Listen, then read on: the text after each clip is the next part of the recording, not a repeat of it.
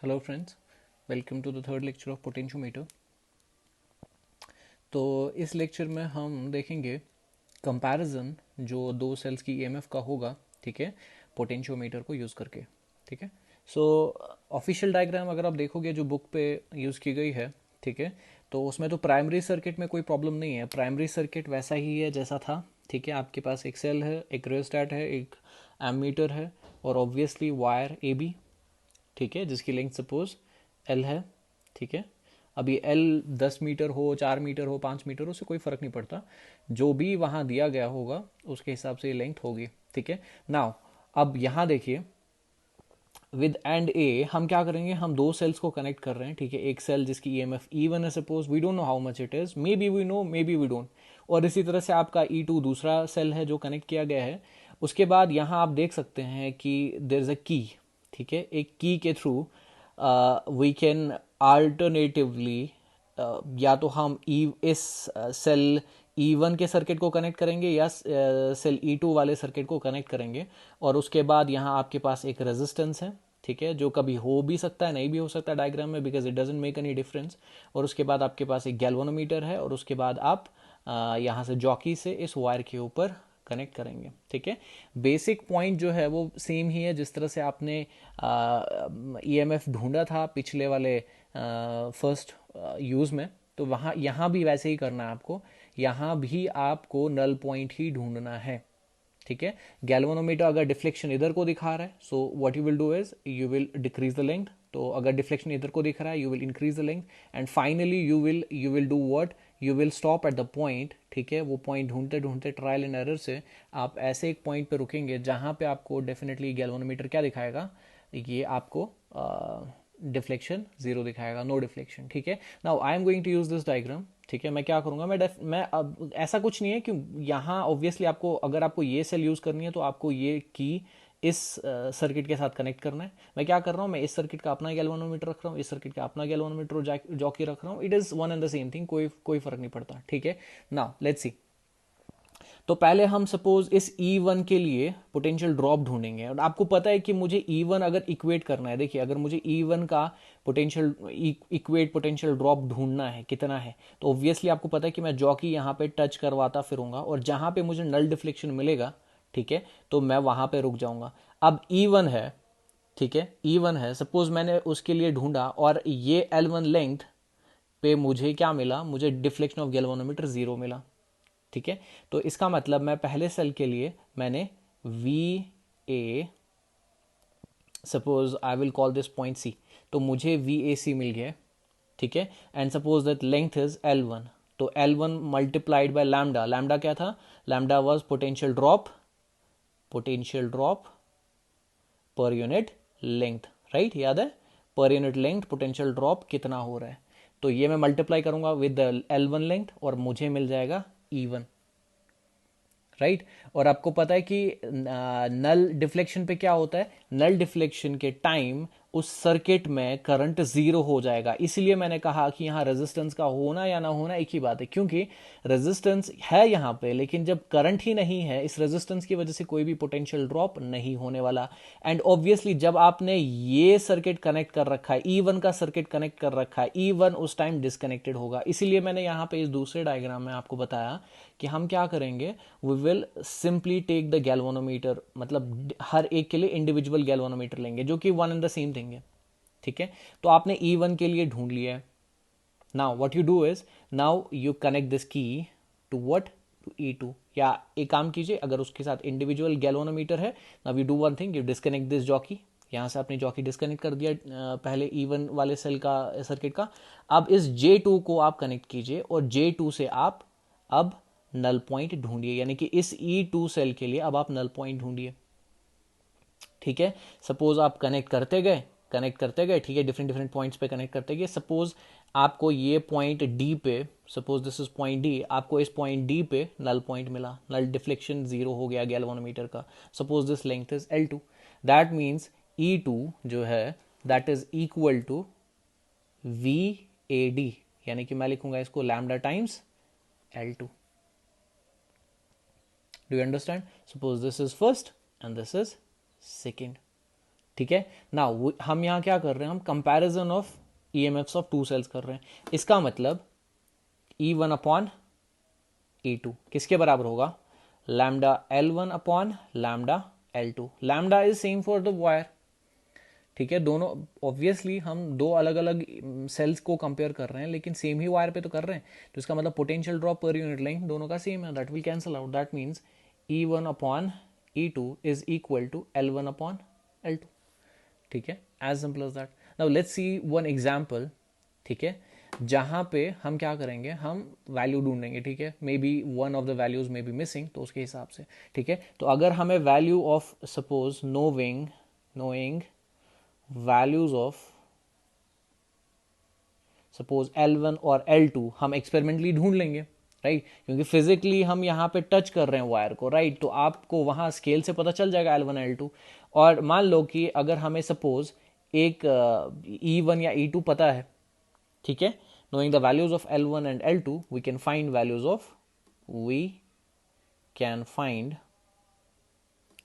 ठीक है, we can find values of E1 and E2। हम E1 और E2 को ढूंढ सकते हैं यहाँ पे, ठीक है। Now let's do one example. Okay, so question क्या है कि एक सेल जो है, ठीक है, हमने पोटेंशियोमीटर पे ऑब्वियसली सारा अरेंजमेंट कर रखा है। तो एक पोटेंशियोमीटर में एक सेल लगी है, ठीक है, जो ईएमएफ कितना दे रहा है, 1.5 वोल्ट, यानी कि E1 है सपोज ये, ठीक है। E1 is equal to 1.5 volt, और ये कितना दे रहा है, ये बैलेंस पॉइंट दे रहा है एट 30 सेंटीमीटर, यानी कि ये नल पॉइंट जो दे रहा है आपका L1 कितना है, 30 सेंटीमीटर, ठीक है। नाउ द थिंग इज कि दूसरी बैटरी जो है उसका ईएमएफ नहीं गिवन है, गिव्स न्यू बैलेंस पॉइंट। वो जो बैलेंस पॉइंट दे रहा है वो कहाँ पे दे रहा है, वो दे रहा है 60 सेंटीमीटर पे, ठीक है। यानी कि L2 जो है वो कितना है, दैट इज 60 सेंटीमीटर। नाउ उसका ईएमएफ क्या है, यानी कि E2 नहीं पता, हमें क्या ढूंढना है, हमें यही ईएमएफ ऑफ द बैटरी ढूंढनी है, नई बैटरी की ईएमएफ बतानी है, ठीक है। तो ऑब्वियसली हम क्या करेंगे, सिंपल इक्वेशन है जो हमें पता है कि E1 upon E2 is equal to L1 upon L2। अब मुझे लैम्डा यहाँ पे नहीं चाहिए, because when we are comparing lambda और लैम्डा कैंसिल हो जाता है, so I don't need the lambda, ठीक है।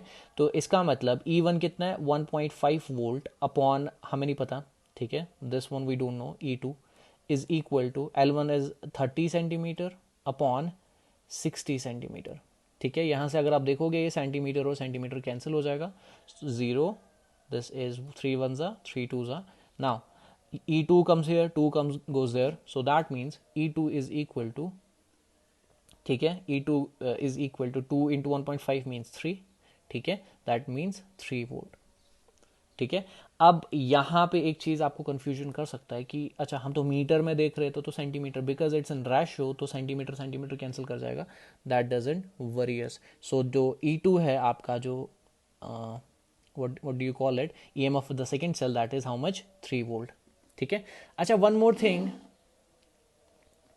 that definitely we have to actually see, ठीक है, that's very important while comparing the EMF of the cell, even when you are finding the EMF of a cell, ठीक है, पहले use में भी और यहाँ सेकेंड यूज में भी, इवन एवरीवेयर, ठीक है, जब आप पोटेंशियोमीटर देख रहे हो, you have to remember this. देखिए, ये जो सेल का ईएमएफ है ई के, ठीक है, it should always be bigger and greater than the EMF of any cell जिसका आप ईएमएफ ढूंढ रहे हो। किसी भी सेल के ईएमएफ जिसको भी आप ढूंढ रहे हो, जिसके सेल के भी ईएमएफ को भी जो भी आप ढूंढ रहे हो, this E K should always be बिगर, ठीक है। यानी कि मैं यहाँ पे सिंपली अगर लिख दूं that this E K should always be greater than the EMF you are actually trying to find, यानी कि अननोन ईएमएफ जिसको आप ढूंढ रहे थे ना, उससे हमेशा ये ई के बड़ा होना चाहिए।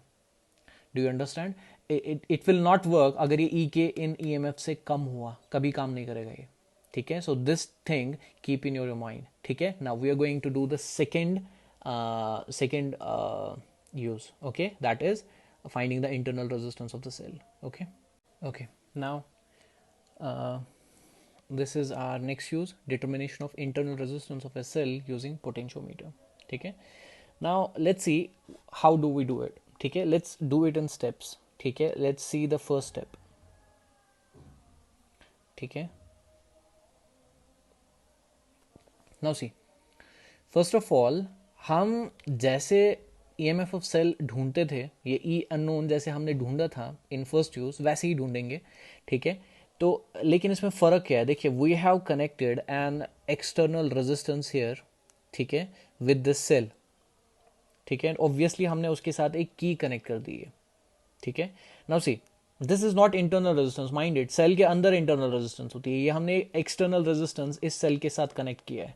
Y? Because obviously with with when we keep on going तो हमें समझ आ जाएगा ये क्या काम कर रहा है। फिलहाल के लिए as the key is open, this circuit will not disturb us, ये सर्किट हमें डिस्टर्ब नहीं करने वाला, इसका होना या ना होना बराबर है क्योंकि की ओपन है, that mean circuit is open, no current will flow through it. तो इसका मतलब फर्स्ट स्टेप में जो करंट फ्लो होगा, ठीक है, that is going to flow through this primary circuit, और उसके बाद जैसे ही हम जॉकी कनेक्ट करेंगे फिर इस सेकेंडरी सर्किट में भी करंट फ्लो होगा ऑब्वियसली, लेकिन बट सिर्फ इतने पार्ट में, इसमें नहीं, because the key is open, हम इस की को फर्स्ट स्टेप में क्लोज नहीं करते।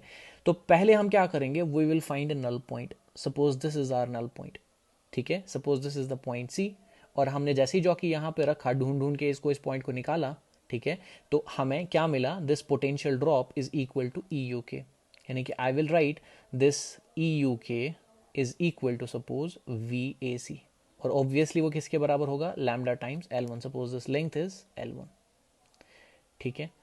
तो अभी हमने सिर्फ this, we have only found out this E U K, nothing else, ठीक है। Suppose I keep it first, so this was our first step. Now what we do is we come to the step second, ठीक है। हम second step में क्या करेंगे, now we switch on this K1, ठीक है। Now switch on the key K1, हम की K1 को अब स्विच ऑन कर देंगे। Now what does that mean? That means this, when the key is switched on, ठीक है, I connect these two terminals, तो जैसे ही मैंने की को ऑन कर दिया, now the current starts to flow from this cell, the current starts to flow in this circuit also, right? इस सर्किट में करंट अब फ्लो हो रहा है, that means the EMF here is changing, ठीक है। इस एक्सटर्नल एडिशनल सर्किट की वजह से अब ईएमएफ चेंज हो रहा है। That means when we were connecting the J here, जो हमें इनिशियली नल पॉइंट मिल रहा था इस L1 पे, इस L1 पे जो हमें नल पॉइंट मिल रहा था, अब वो नल पॉइंट चेंज हो जाएगा। नाउ हियर अगर आप इसी पॉइंट पे रखोगे, you will see a deflection, ठीक है, आपको गैल्वेनोमीटर में एक डिफ्लेक्शन दिखाई देगी। The reason is the potential drop in the circuit has change. यहां पे अगर आप देखोगे, देखिए if you see it like this, ठीक है, आप इस तरह से अगर देखेंगे तो पहले तो सिर्फ ये सेल कनेक्टेड थी, ठीक है, इस सेल के ईएमएफ के बराबर आपको यहां पोटेंशियल ड्रॉप जब मिला तो डिफ्लेक्शन जीरो हो गई।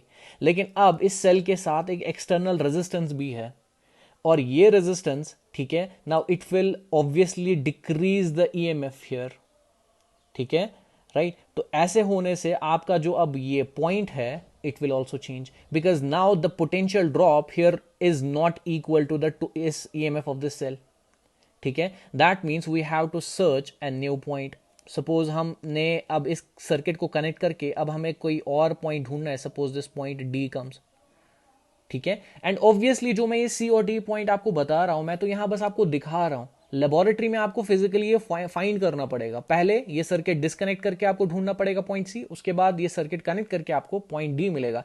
And similarly suppose I name it L2, मैं इस ए से डी तक, इस ए डी लेंथ को मैं L2 कह रहा हूं सपोज, ठीक है। ये जो सेकेंड पॉइंट पे हमें नल पॉइंट मिला, सपोज एट पॉइंट डी, ठीक है, हमको ये सेकेंड नल पॉइंट मिला।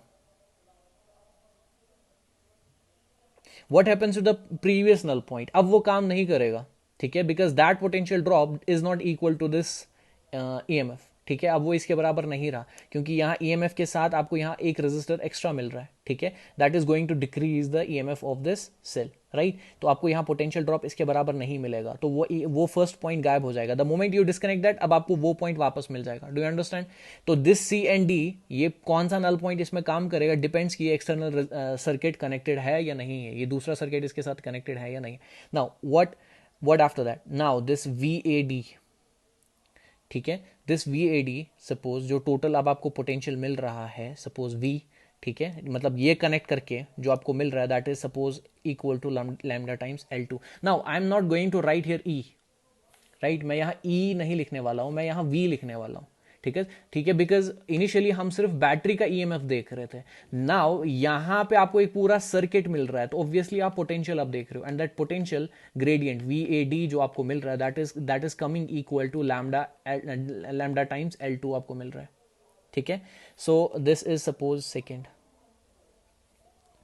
Now what do, you divide first by second, ठीक है, you divide first and second, ठीक है. तो आपको क्या मिलेगा, you will get E upon V जो किसके बराबर होगा, lambda times L1 upon lambda times L2. Lambda lambda gets cancelled because this obviously wire is same, तो इनका लैम्डा भी सेम होगा. That means E upon V is equal to L1 upon L2. This is suppose your third equation, ठीक है. Okay, this is third equation. Now अच्छा, अब मैं क्या करने वाला हूँ, obviously what are we actually finding here, यहाँ पे हम ढूंढ क्या रहे हैं, we are actually finding the internal resistance, we are only finding the internal resistance, right. लेकिन यहाँ मैंने जो आर आपको दिया that is external resistance, that is not internal resistance. तो हमें क्या ढूंढना है, हमें ढूंढना है internal resistance that you obviously represent by small R, not by capital R, ठीक है.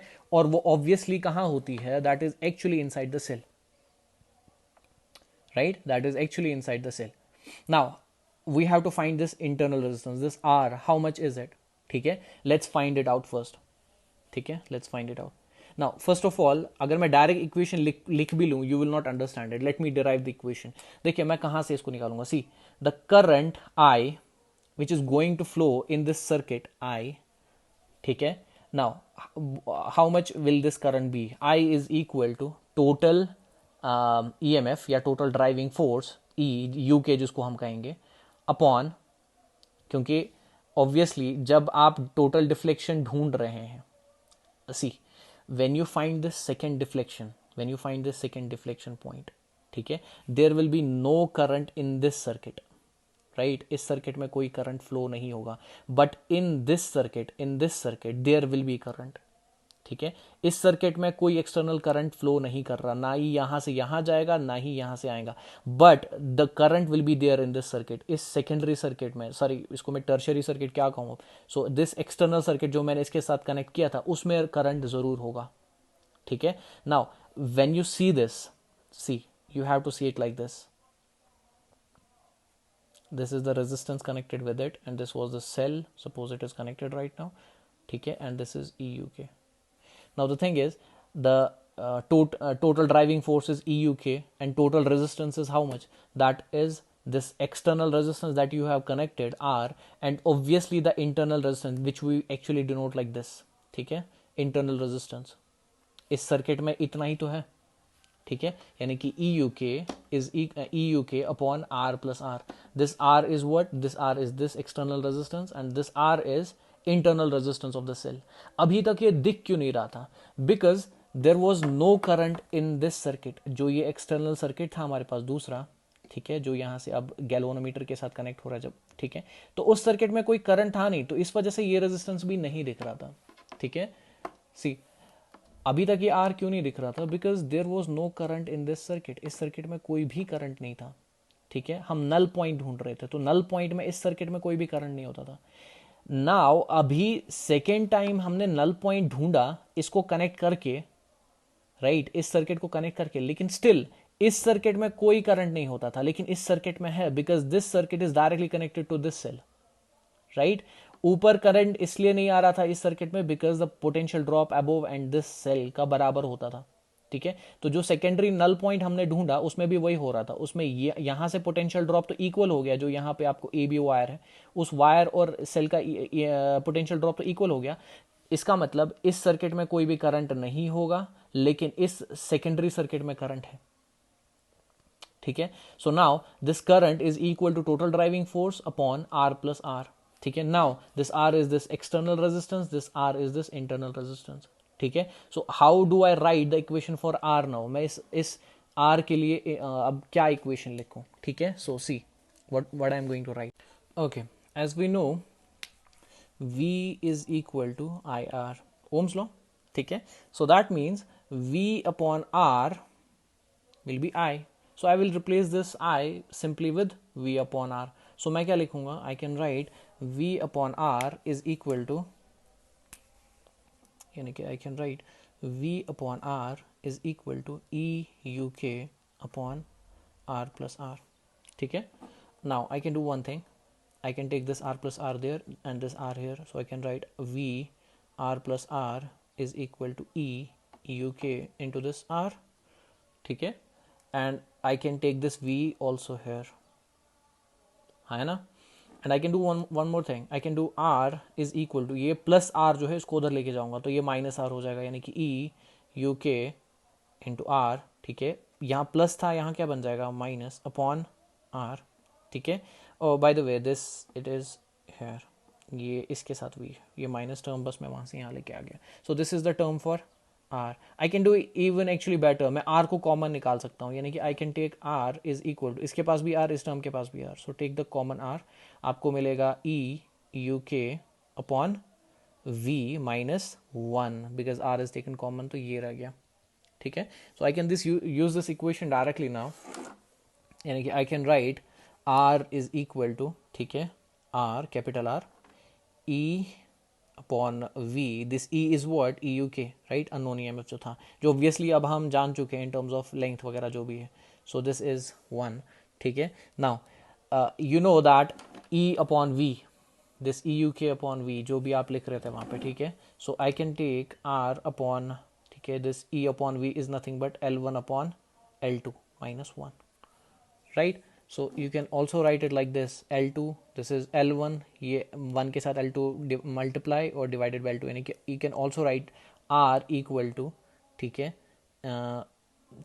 external resistance L1 upon L2, wait, I will not write it like this, I will write it L1 minus L2 upon L2. This is how you can also write it. आपने बस कुछ नहीं किया, L2 इसके साथ multiply हो गया और L2 common denominator हो गया.